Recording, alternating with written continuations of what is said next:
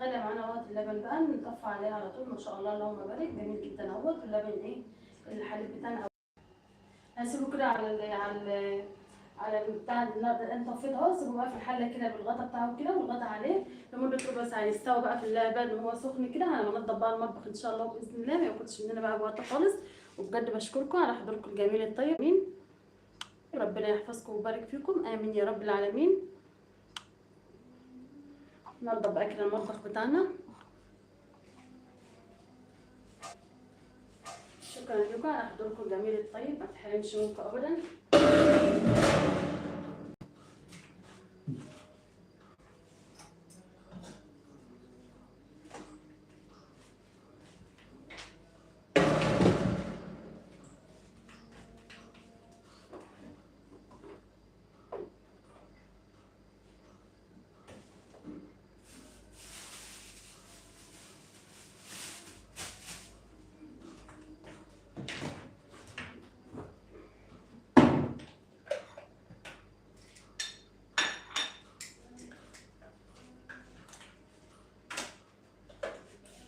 هننضف كده المطبخ، ويكون بقى ايه اللبن بتاعنا بقى او الرز بلبن كده استوى على طول.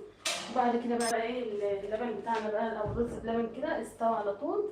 وبعد كده بقى نبدا نحط له زي ما ايه اتفقنا بقى اللي هي الاضافات بقى. ايه بتجنب بقى ان ايه اللبن الرز بلبن يلزق معانا في الحله او يشيط ولا حاجه.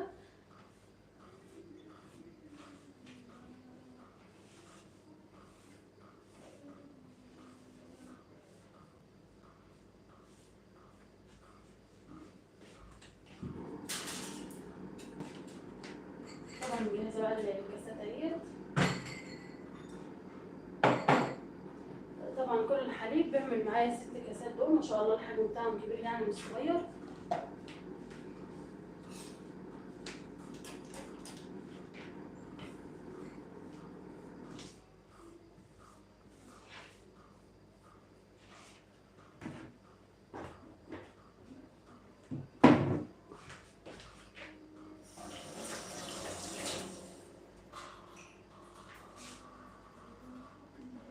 نورتونا وشرفتونا.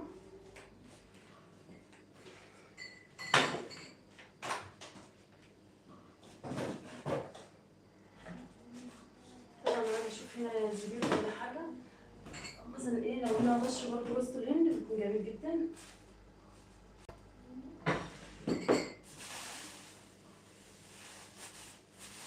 ممكن احط عليه جمل لان مش موجود برضه هنا غير بشر برضه بشر جوز الهند، فهنحط عليه بقى ايه عين جمل، مفيش مشكله عادي.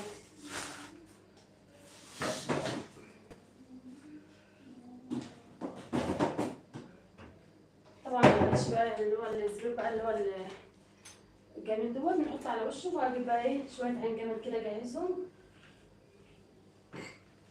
نحط بقى كده على الوش. طبعا ايه عشان طبعا نعلم معانا الكلمه الغذائيه.